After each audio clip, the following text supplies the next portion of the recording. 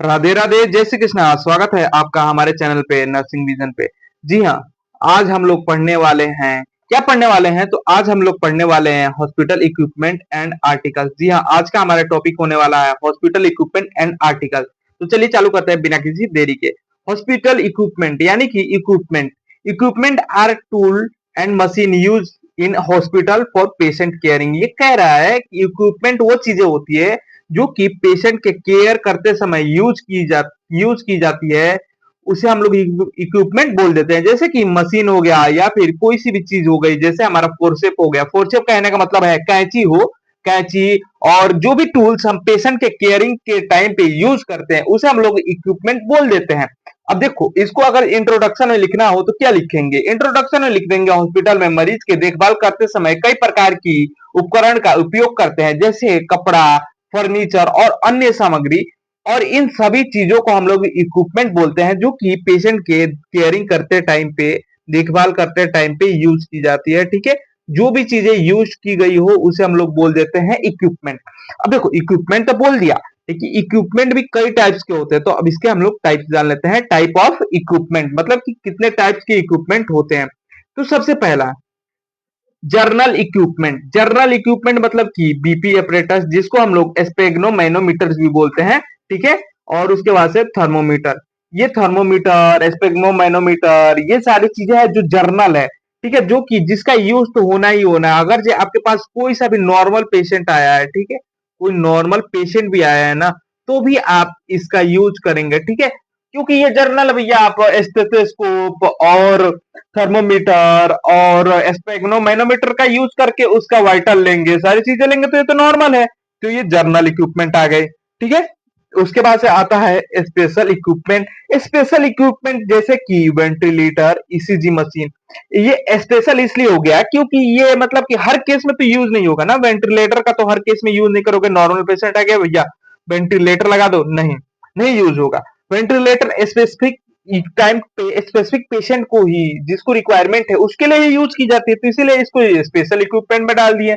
और ECG machine सबको तो जरूरत पड़ती नहीं है, जिसको जरूरत पड़ती है उसके लिए है, इसलिए इसको स्पेशल इक्विपमेंट में डाल दिए। उसके बाद से आ जाते हैं डायग्नोसिस। उसके बाद से आ जाता है डायग्नोस्टिक इक्विपमेंट। डायग्नोस्टिक इक्विपमेंट वो इक्विपमेंट होते हैं जो कि किसी भी बीमारी का पता लगाने के लिए यूज किया जा सकता है। जैसे कि यूज किया जा सकता है, क्या मतलब यूज किया जाता है भैया? एक्सरे, अल्ट्रासाउंड, एक्सरे, अल्ट्रासाउंड ऐसी चीजें हैं जो कि डायग्नोसिस के लिए यूज की जाती है। जैसे कि आपको कोई लंग से रिलेटेड डिजीज हुई तो भी एक्सरे करवा लीजिए। बोन से अगर बोन फ्रैक्चर हुआ तो भी आप एक्सरे करवा लीजिए। एब्डोमिनल पेन है तो अल्ट्रासाउंड करवा लीजिए। ये डायग्नोसिस में आ गया, क्योंकि हम तो भाई वहां पे बीमारी का पता लगा रहे हैं ना। तो इसीलिए ये डायग्नोस्टिक इक्विपमेंट है। ठीक है, डायग्नोस्टिक इक्विपमेंट है, मतलब कि डायग्नोस्टिक, डायग्नोशन के समय जो चीजें यूज की जाएगी वो डायग्नोस्टिक इक्विपमेंट हो गई। अब डायग्नोशन के टाइम पे तो बोलोगे थर्मामीटर भी यूज करते भैया, बट ये जर्नल है ना। डायग्नोसिस में भी कई सारी चीज, कई सी ऐसी इक्विपमेंट्स है जिसको हम लोग जर्नली यूज कर लेते हैं। स्टेथोस्कोप हो गया, आपका स्पेग्मो मैनोमीटर हो गया, जिसको हम लोग बीपी अपरेटस बोलते हैं, थर्मोमीटर हो गया। तो ये सारी चीजें हैं, मानते हैं आपके डायग्नोसिस इक्विपमेंट में आते हैं, लेकिन ये जर्नल है ना। ठीक है, उसके बाद से आ जाता है थेराप्यूटिक इक्विपमेंट। थेराप्यूटिक इक्विपमेंट जो कि ट्रीटमेंट के लिए यूज की जाती है, जैसे कि नेबुलाइजर। ठीक है, इन्फेक्शन पंप। ठीक है, इन्फेक्शन पंप, नेबुलाइजर जो कि किसी भी, अगर मान लो आपके पास कोई सी भी मेडिसिन आती है, ठीक है, मेडिसिन आती है, तो आप उसको क्या करते हैं, नेबुलाइजर में डाल के, अगर जो नेबुलाइजर के थ्रू मतलब मास्क के थ्रू देना है तो आप नेबुलाइजर में डाल के मास्क के थ्रू दे देते हैं। तो आप तो ट्रीटमेंट कर रहे हैं ना, तो उस टाइम उपयोग कर रहे हैं, उसको बोलते हैं हम लोग नेबुलाइजर। और infection pump, infection infection pump जो कि इन्फेक्शन टाइप पे यूज किया जाता हो। तो जर्नल सी ये बात है, मतलब कि छोटी सी बात है, बट इसको जानना जरूरी होता है। ठीक है, उसके बाद से आ जाता है मेंटेनेंस ऑफ इक्विपमेंट, मतलब कि इक्विपमेंट का जो मेंटेनेंस कैसे किया जाए। भैया यूज तो कर लिए भैया, तो देखभाल के लिए दूसरे लोग आएंगे नहीं, आपको ही उसकी देखभाल करनी होगी। जो चीजें आप यूज करते हैं, ठीक है, उसकी देखभाल तो आपकी की जिम्मेदारी है। तो उसके लिए देखो, पहले clean after a very use, every use, sorry every use, मतलब कि थर्मोमीटर, एक थर्मोमीटर का हम लोग एग्जाम्पल लेकर चलते हैं। ठीक है, ये एग्जाम्पल है थर्मोमीटर का। एक पेशेंट एक्स आया, उसका हम लोग टेम्परेचर ले लिए, चलो टेम्परेचर हम लोग मैनेज कर लिए। तो ये वाई पेशेंट आया तो वाई पेशेंट में डायरेक्ट यूज नहीं करेंगे, वाई पेशेंट में यूज करने से पहले हम लोग उसको क्या करेंगे, क्लीन करेंगे। अब क्लीन कैसे करेंगे, क्लीन हम लोग यूज कर सकते हैं सैनिटाइजर से, किसी भी चीज से उसको क्लीन करके फिर वाई पेशेंट में हम लोग यूज करेंगे, ये आपका सही ट्रीटमेंट हो गया। ठीक है, तो आफ्टर एवरी यूज क्लीन, अब देखो इसका तो चलो ठीक है, थर्मोमीटर क्लीन कर लिया और नेबुलाइजर क्लीन कर लिया सैनिटाइजर से, चलो ठीक है भैया, आप तो बोल रहे हो तो हमने क्लीन कर लिया। बट ये बताओ कि स्पेग्नोमेनोमीटर है यानी कि बीपी अपरेटस है, उसको हम लोग कैसे क्लीन करेंगे? तो जो चीजें रीयूज मतलब कि जो चीजें रीयूजेबल है बट क्लीन नहीं हो सकती उसमें सैनिटाइजर मारेंगे, और इसको मतलब कि कुछ पेशेंट में ऐसे लगातार यूज कर लेते हैं, उसके बाद से क्या करते हैं, उसको हम लोग भेज देते हैं किस लिए, क्लीन करने के लिए, इसको अच्छे से साफ करने के लिए। ठीक है, उसके बाद से स्टोर प्रॉपरली। अब देखो, अब थर्मोमीटर यूज करके ऐसे फेंक तो नहीं दोगे ना, उसको अच्छे से हम लोग रखेंगे, स्टोर करेंगे। अब स्टोर कैसे करेंगे, स्टोर ऐसी जगह पर करेंगे जमीन से कुछ ऊपर, और कहाँ पे यूज करेंगे, रखेंगे ड्राई प्लेस की जगह पे। ठीक है, प्लेस मतलब कि ऐसी जगह पे जहां पे मॉइस्चराइजेशन कम हो, नमी कम हो, वहां पे रखेंगे। ठीक है, उसके बाद से चेक आर रेगुलरली। देखो, अब मान लो कि चेक कर रेगुलरली कहने का मतलब है कि हम लोग चेक करना पड़ेगा ना कि भैया ये सही काम कर रहा है कि नहीं काम कर रहा है, वर्क प्रॉपरली, मतलब कि सही से काम कर रहा है कि नहीं कर रहा है। अपना जो टूल्स है, थर्मोमीटर यूज कर रहे हैं जहां की अगर पेशेंट नॉर्मल है 98.7 आना चाहिए, उसकी जगह पे ये 99.7 दे रहा है, तो ये अपना सही नहीं है थर्मोमीटर, तो इसको एक बार हम लोग चेक करते रहना चाहिए प्रॉपरली। उसके बाद से रिपेयर इमीडिएटली इफ डैमेज, अगर ये मान लो कि ये डैमेज हो गया, कोई सी भी चीजें है जो डैमेज हो गई, तो उसको हम लोग क्या करेंगे, तुरंत रिपेयर करेंगे। अब तुरंत रिपेयर के मतलब है कि हम नहीं करने बैठेंगे, उसको रिपेयरिंग सेंटर पे भेज देंगे। ठीक है, सेंटर पे भेज देंगे या फिर कहीं पे भी भेज देंगे जहां पे भी हो, ये नहीं कि अब डैमेज हो गया तो उसको रख लिए, बाद में हम लोग रिपेयर कराते रह जाएंगे भैया, तो ऐसा नहीं होता है। ठीक है, उसके लिए हम लोग क्या करते हैं, तुरंत रिपेयर करते हैं। ठीक है, ये चीजें हो गई। ठीक है, उसके बाद से keep keep a maintenance a record, record मतलब कि आपके पास लिस्ट होनी चाहिए कि हमारे पास ये चीजें हैं और ये चीजें खराब है, ये चीजें बनने के लिए गई है, तो उसका भी रिकॉर्ड होना चाहिए, उसका रिकॉर्ड हम लोग के पास ही होना चाहिए। ठीक है, ये चीजें होनी चाहिए। ठीक है, और उसके बाद से आ जाता है लीनिन। अब लीनिन क्या होता है भैया, ये कौन सी बला है लीनिन? तो देखो लीनिन क्या होता है, लीनिन मतलब होता है कि वे कपड़े जो कि मरीज के लिए उपयोग किए जाते हैं। ठीक है, meaning leaning including all clothes item used for patient, मतलब कि वो कपड़े और ऐसे क्लोथ जो कि पेशेंट के ट्रीटमेंट में, ट्रीटमेंट के दौरान पेशेंट पहना है, पेशेंट यूज कर रहा है, उसे हम लोग बोल देते हैं लिनिन।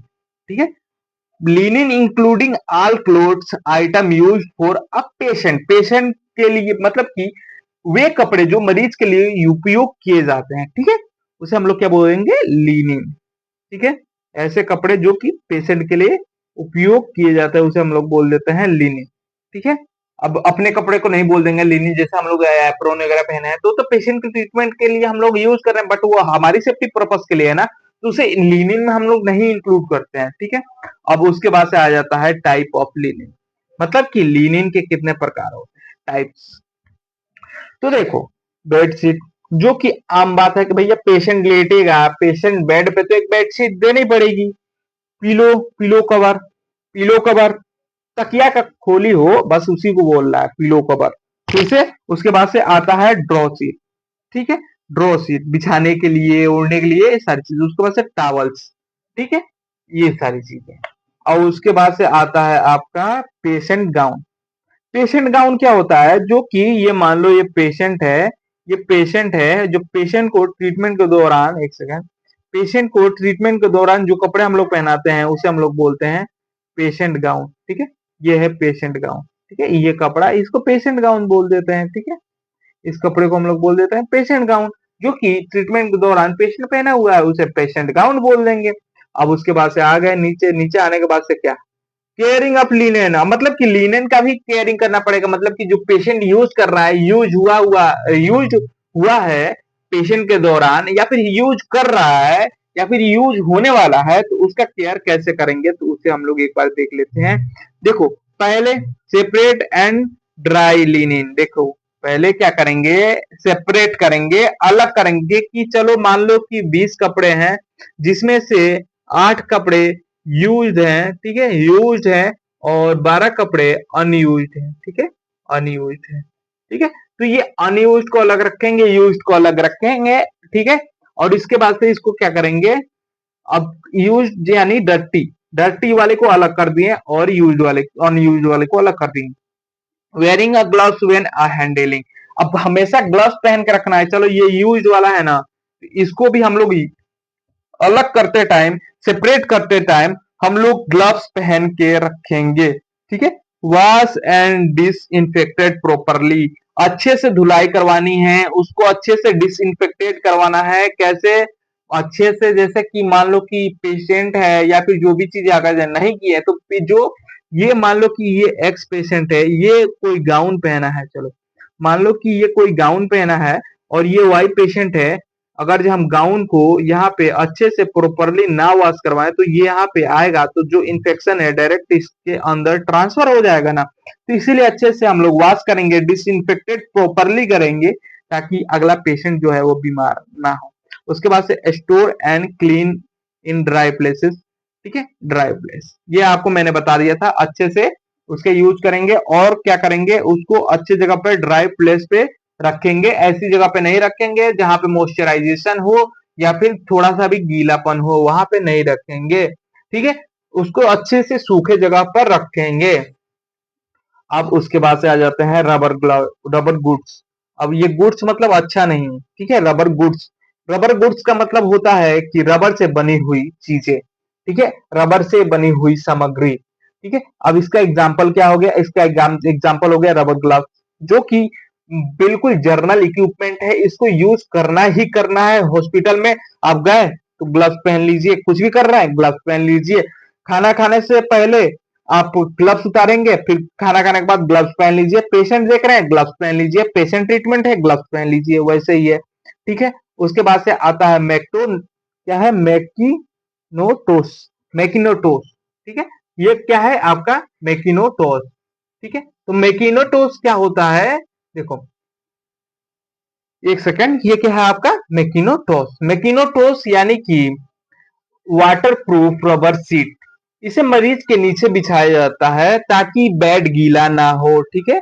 ये क्या होता है, वाटर प्रूफ रबर सीट, ठीक है, वाटर प्रूफ रबर सीट। इसको हम लोग पेशेंट के नीचे बैठा बिछाते हैं ताकि हमारा बेड है वो खराब ना हो या फिर पेशेंट जो है वो अनकंफर्टेबल ना हो, ठीक है। क्योंकि ट्रीटमेंट के दौरान हम लोग ये नहीं देखते कि पेशेंट क्या कर रहा है क्या नहीं कर रहा है, हम लोग अपना ट्रीटमेंट कंटिन्यू रखते हैं। उसके लिए बीच में अगर जब कोई दिक्कत ना आए, कोई परेशानी ना आए, उसके लिए मैग्नेटोस यूज करते हैं। उसके बाद से कैथिएटर। कैथिएटर तो जर्नल है, आप सबको पता होगा। कैथिएटर एक ऐसी चीज होती है जिससे हम लोग क्या करते हैं, यूरिन को आउट करते हैं बॉडी में। अगर जब पेशेंट अनेबल है टॉयलेट या फिर बाथरूम वगैरह जाने के लिए तो उसका हम लोग क्या यूज करेंगे, कैथिएटर यूज करेंगे और यूरिन को हम लोग आउट करवा लेंगे बॉडी से। उसके बाद से हम लोग जिस भी पैकेट में है वहां पे ले जाके क्या करेंगे, बाहर डाल देंगे, ठीक है। तो ये आपका कैथिएटर हो गया।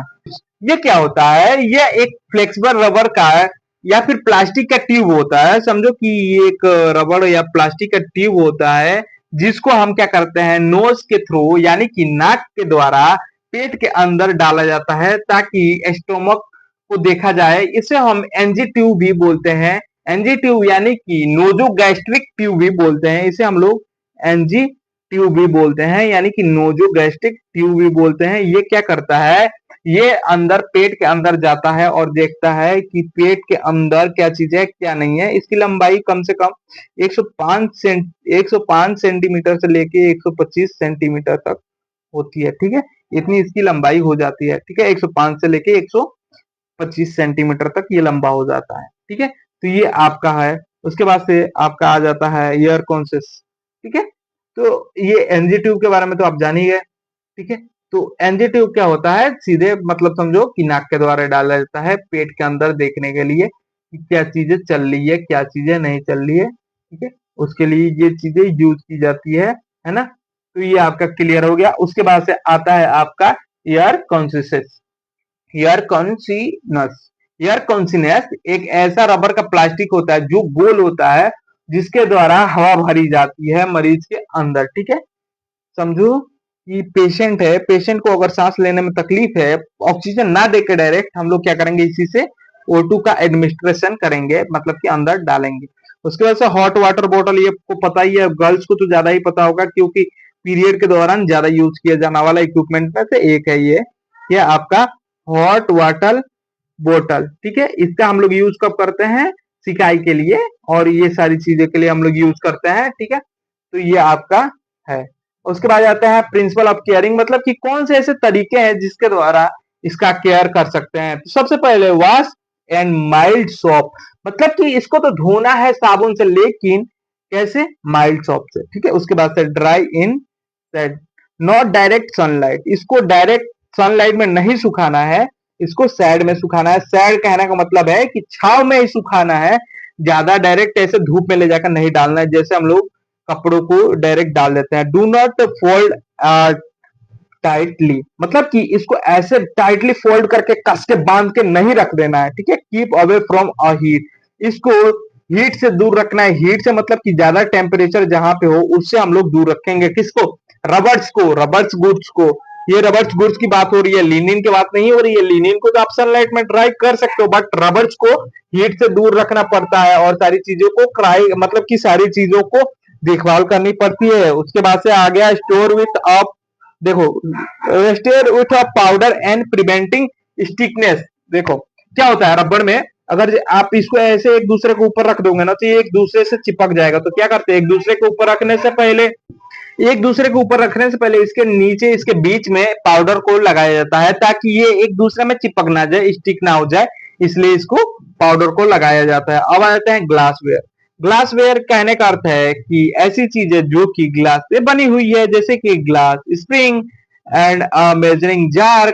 आप देखो ये ऐसी चीजें जो कि किससे बनी हो, ग्लास से, शीशे से बनी हो, शीशे का हो, शीशे का है दिल मेरा, पत्थर से टूट जाता है, वैसे ही चीज है। ठीक है, अब इसका केयर कैसे करना है, इसका भी केयर करना पड़ता है। इसको हैंडलिंग केयरफुली, भैया बाबू है प्यार से उठाओ। ठीक है, avoid a sudden temperature change, इसको अब ऐसे क्या करोगे, यहाँ से मान लो 20 डिग्री एसी से लेके अब एक ही बार बाहर जाओगे 40 डिग्री सेल्सियस में, तो यहाँ पे टेम्परेचर डिफरेंस आ रहा है 20 डिग्री सेल्सियस, तो इसके चलते जो ये आपका ग्लास है वो ब्रेक कर जाएगा, टूट जाएगा। क्लीन विथ सॉफ्ट ब्रश, मतलब प्यार से स्टरलाइज प्रॉपरली, मतलब कि स्टरलाइजेशन इसको प्रॉपरली कर देना है। यही सारी चीजें हैं। उसके बाद से आ जाते हैं metal and steelness, steel instrument, main instrument इन्हीं सारी चीजों को बना होता है, मतलब मेन क्या, जो भी चीज है, जैसे कि आपका है फोर्सेप, एस्क्योरेसेस, सर्जिकल इंस्ट्रूमेंट, फोर्सेप, ये सारी चीजें जो कि मतलब मेटल से बनी हुई हो, उसका केयर कैसे करेंगे, वॉश इमीडिएटली आफ्टर यूज। जैसे कि मान लो सर्जरी हुआ, सर्जरी के बाद से तुरंत इसको वॉश करना होता है, अगर ये आपकी जिम्मेदारी है, अगर ओटी स्टाफ नहीं है तो। ठीक है, ड्राई कंप्लीटली अच्छे से सुखा कर रखना है भैया। स्टेरॉइड ऑटोक्लेव, ऑटोक्लेव में ले जाके इसको क्या करना है, स्टेरॉइड करना है, मतलब कि डिसइंफेक्टेड करना है, इसका इन्फेक्शन को खत्म करना है।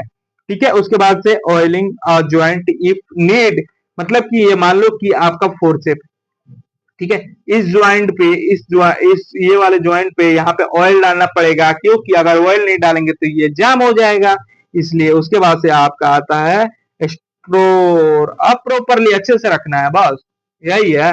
केयरिंग ऑफ शार्प इंस्ट्रूमेंट, मतलब कि शार्प इंस्ट्रूमेंट का केयरिंग कैसे करें, ऐसी चीजें जो कि नुकीली हो, जैसे कि निडल, ब्लेड्स, उसका केयर कैसे करें। डू नॉट स्केल्प निडल, मतलब कि recap, sorry sorry sorry sorry, do not recap a needle.